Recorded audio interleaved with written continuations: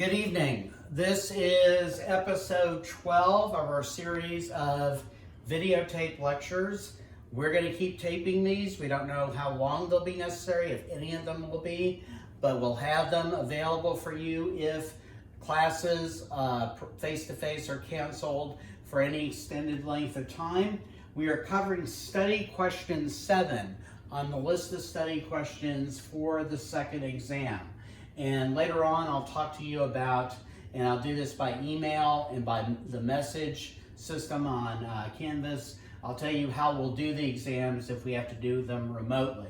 But anyway, the series of lectures we've been covering, I titled America's Other Civil War. That title comes from a chapter in Howard Zinn's book called The People's History of the United States.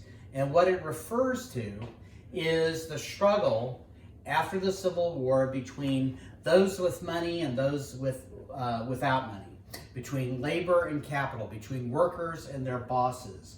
And I think we've illustrated when we talked about Homestead Mills, we talked about the Haymarket Square incident.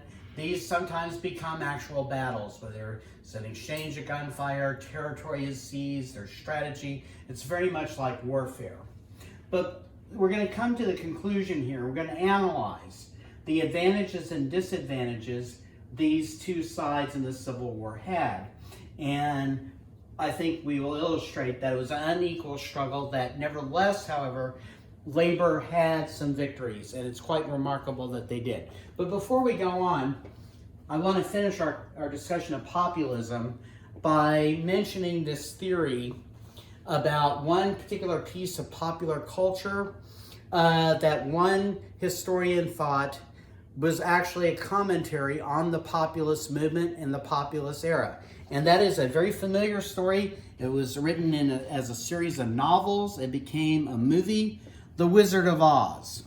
So this journal article I'm referring to by a prominent American historian was published in 1964.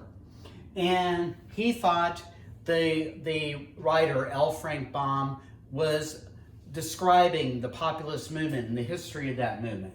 And he thought he saw a lot of clues in this story. So first of all, remember that the populists were struggling to expand the money supply. Greenbacks had been taken out of currency. They eventually stopped minting silver. At one point, the government is trying to prop up the value of gold because they want that to be the basis of the currency. And so they set a ratio where 1 ounce of silver equals, or 1 ounce of gold rather, 1 ounce of gold equals 16 ounces of silver. 1 ounce of gold equals 16 ounces of silver. The abbreviation for ounce is OZ, hence Oz.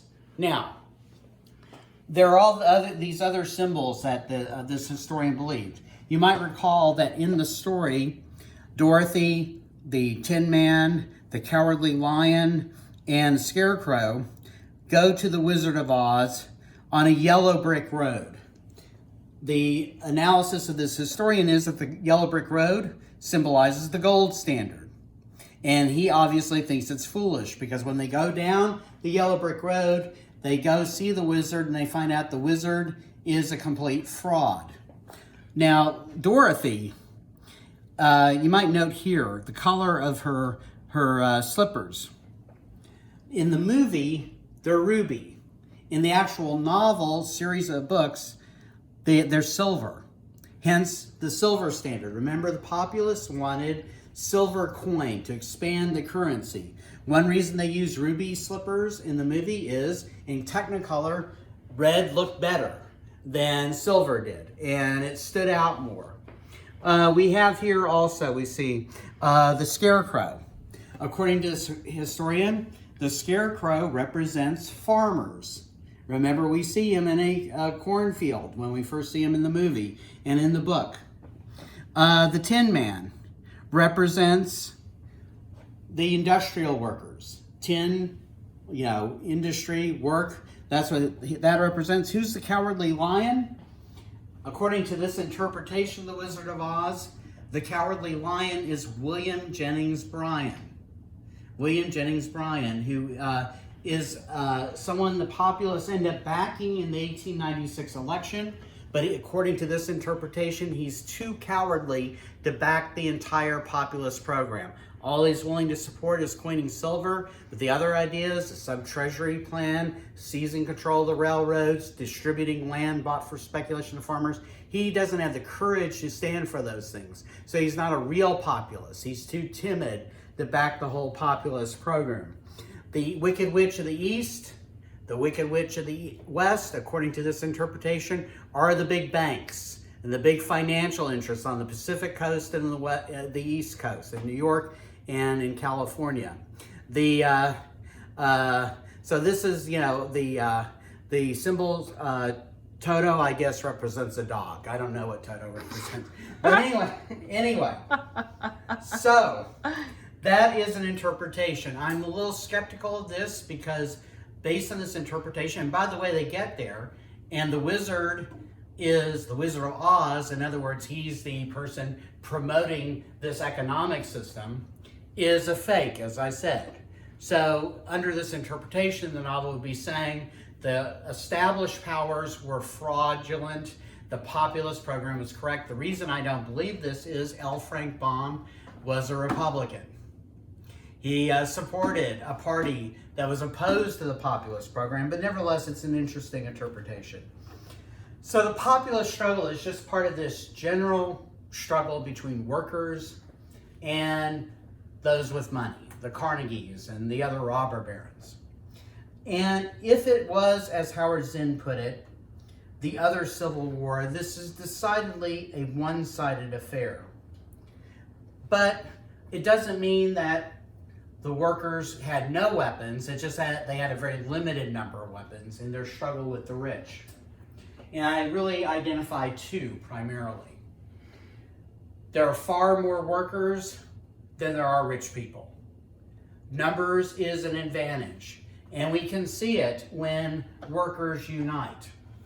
I can think of a couple of examples in particular. Right after World War I, for instance, workers are able to shut down the entire city of Seattle when they go on strike. You have auto workers during the Great Depression, 1937. They basically halt auto production. They sit in at the Ford plant in Flint, Michigan. The GM plant, rather, in Michigan, GM plant. They strike at Ford for the first time. Ford had kept out unions. They strike, and it causes changes. Striking steel workers force the steel industry finally in the 1930s to recognize the steel unions, the steelworker unions. Then finally, because of their numbers, they change American politics. When Franklin Roosevelt becomes president as a result of the Great Depression in 1933, he's a Democrat. The Democratic Party had not traditionally been friendly to or supportive of the labor movement. That changes in the 30s. Roosevelt builds a giant coalition, and because of that, he's not dependent on Southern segregationist, racist white politicians in the South to the degree Democratic politicians had been before. He's got support in the West. He's got support in the Rocky Mountains. He's got support in the Midwest, in the Northeast.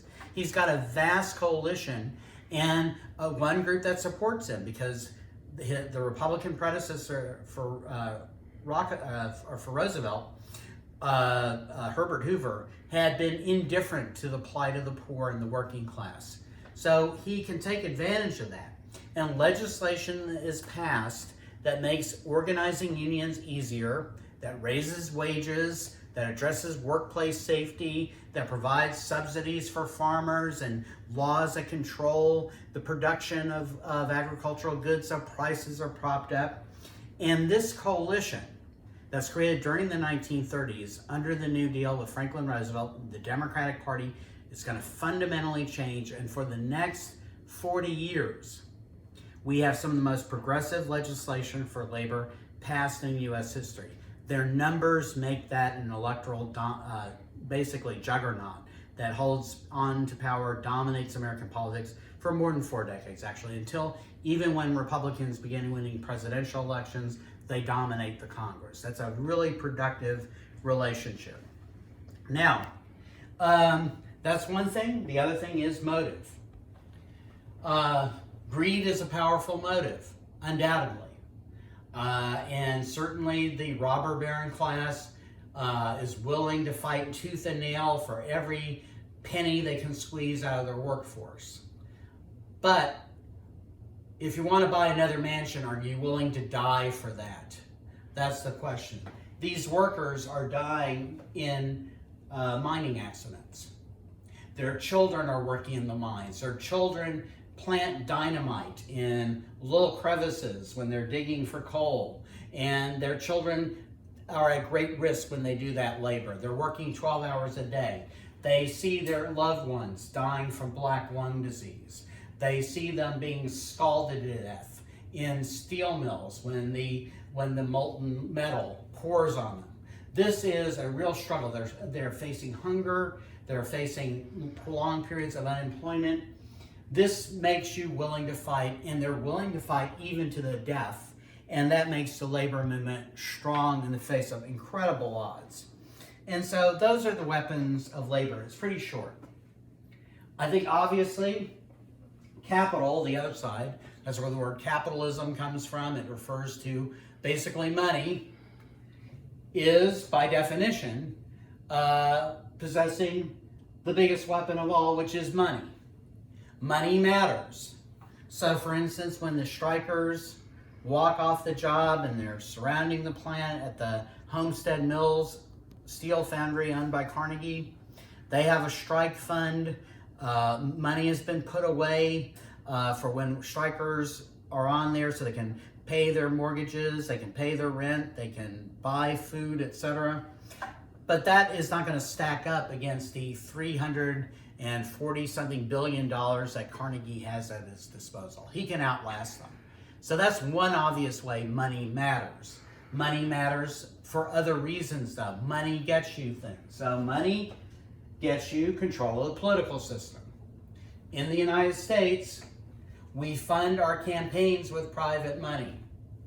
Our elections are not, for the most part, funded by public finances, where candidates are given a certain amount of money to run on, where it's not connected to a donor. So Carnegie can give money to the Congress, and they pass a tariff, a tax on British-made steel that makes British-made steel more expensive, so people buy his steel. They fight against wage laws. You know, we've had a minimum wage of $7.15, I think, since the early 1990s. That's starvation wage. It hasn't gone up because money that big business gives to Congress. That's a big thing. But the politicians have a ripple effect. The politicians who are elected with corporate cash to fund their campaigns control the courts. Presidents appoint Supreme Court justices, and the Senate approves those Supreme Court appointments. And then all the other federal courts are appointed by presidents and approved by the Senate. You have, in many states, the people who become judges are elected. They need campaign cash, and they get the campaign cash from corporations. So this is why the courts at one point decide that corporations are people, legally, that they're protected by the 14th Amendment. And when the 14th Amendment says you can't be denied property without due process, that means in the late 19th century, when New York, for instance, passes a law that sets the maximum work week without overtime at 60 hours a week, the Supreme Court says, no, that's unconstitutional. That violates the bakeries' property, the owners of the bakeries, their property rights. And so those laws are overturned. This is why the courts repeatedly order striking workers to go back to work. They issue orders called injunctions, because these judges indirectly are controlled by politicians who are controlled by corporate cash. Of course, politicians hire police departments. Police departments are used against labor unions repeatedly. They spy on labor unions. We saw in the case of Haymarket Square. They use their nightsticks, violence. They torture suspects when they're trying to find out who set off the bomb. They often provoke labor leaders to do illegal things. They pose as workers belonging to a union. They say, you know what we ought to do? We ought to do this thing. And the least stable members of the union might do that thing. Then that's an excuse to arrest all the union leaders. They indirectly control schools. You know, politicians create school districts, and those school districts select textbooks. And I've said this before, but when I was a kid, labor unions were only mentioned when something bad happened. Usually they weren't mentioned at all. And the motive behind the labor leaders is often erased. And this still goes on in Texas, where we have an elected state school board that comes up with a list of textbooks that are acceptable. And many of the textbooks on that list minimize, downplay, or demean labor unions and their role in American history. I've had many students tell me that my class is the first time they've heard any extensive discussion of labor unions. Finally, the media. The big newspapers are owned by the wealthy. There are newspapers started by labor unions, started by radical newspapers, but the New York Times, the Chicago Tribune, Dallas Morning News, papers, every large city in America are owned by wealthy people, and they have workforces that sometimes unionize. The Los Angeles Times in the early 20th century was so abusive of their employees and so ruthless in trying to crush unionization at their newspaper that someone set off a bomb at the LA Times building. And you know, this has been a long part of the history. You know, more often newspapers in the modern era rendered unions invisible except when they went on strike and didn't cover the condition of workers. Another advantage, another weapon that the rich have in their war against the working class. This is a big term, but learn it. You can use it at home.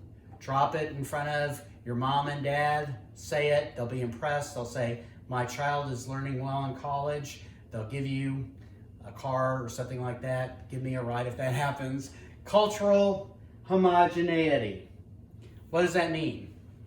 When something is homogeneous, it means the same.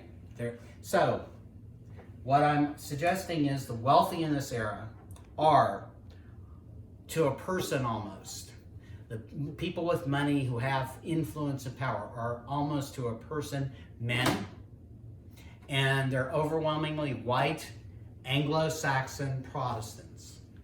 And with that comes a similar worldview, a common language, and a common set of priorities. They almost completely agree on what they want.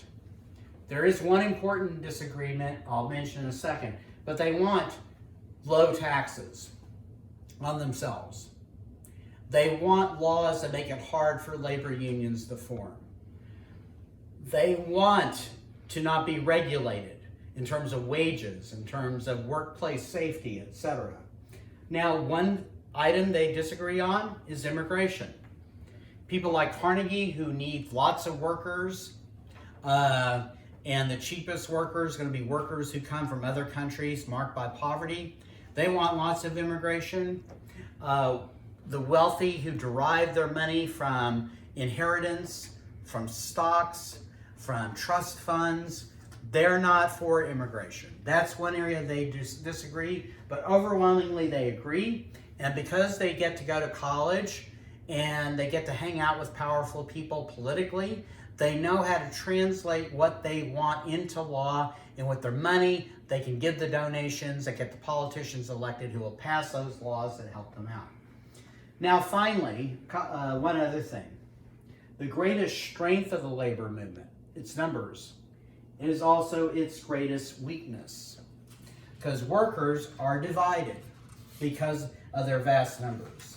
You have Protestant workers, you have Catholic workers, you have Jewish workers, you have workers of Irish heritage, workers of German heritage, workers of Italian, Polish, Russian, etc. You have workers who speak different primary languages. You have workers who dress differently. You have workers who are working in the South and workers who are working in the North, workers who are working in the West. And the powerful are able to use those divisions to divide the working class against itself. Men don't want women in the workplace if they can avoid it because that's competition. White workers go on strike when black workers are hired. What does that mean? That means when the white workers go on strike, guess what? Black workers need the work and they'll be replacement workers. And then the ruling class turns those two groups of workers against each other. You turn people who are citizens born in the United States against immigrant workers. You have the Irish police officers beating up Jewish mourners in funerals in New York in the late 19th and early 20th century. And then those Jewish workers and those Catholic Irish workers are turned against each other over and over again. And then when workers at mills, for instance, textile mills in Massachusetts go on strike or they form unions, the owners shut down shop in Massachusetts. They move their plants south where the workers are divided by race, where they don't have a strong union tradition like they do in the North, and where the police are willing to use violence against us. This is very successful in dividing the working class against each other. However, I will say this. Given these disadvantages, the labor movement displays remarkable persistence. Through strikes, political activism, and lobbying, unions would begin to see some victories in the 20th century. Minimum wage laws are enacted. The 8-hour workday becomes reality. The 5-day work week is something that happens by law. And in fact, unions are responsible for creating what we call the weekend. You have overtime pay enacted as through legislation. Workmen's compensation laws are passed. We have laws that protect workers from toxic chemicals. Child labor is banned. The government very often provides lax enforcement of these laws, but by the mid-20th century, when union membership hits its peak, there is a measurable improvement for working people's lives, primarily white workers, but nevertheless, the working class as a whole, it has made advancement, and it's a triumph paid for with bloodshed in this country's unacknowledged civil war.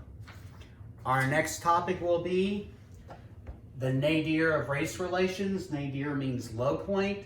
That refers to the low point of relations between white and black people in the United States between 1880 and 1930. We'll talk about the implementation of segregation laws, poll taxes, and literacy tests. We'll talk about also the phenomena of lynching and why that happens. Thank you. We'll see you next time.